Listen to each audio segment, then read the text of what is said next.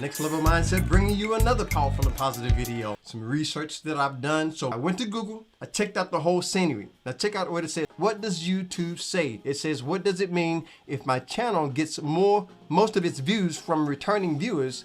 This indicates that a channel has a loyal audience who is likely to return to watch more. It's common to see this trend among channels that upload consistent content about similar topics and in a familiar format. So when it comes to viewers, as another pointer, never let your viewers know when you're getting ready to end your video. The only difference is when you live, it's kind of hard not to do that. But you never let your viewers know when you're finna end. The only exception is a live stream. So check those videos out. Thanks again for watching. Subscribe if you haven't done so. Grab a copy of my books and my music with the Amazon sites with the links in the description. Stay blessed, stay positive. I'll see you on the next level.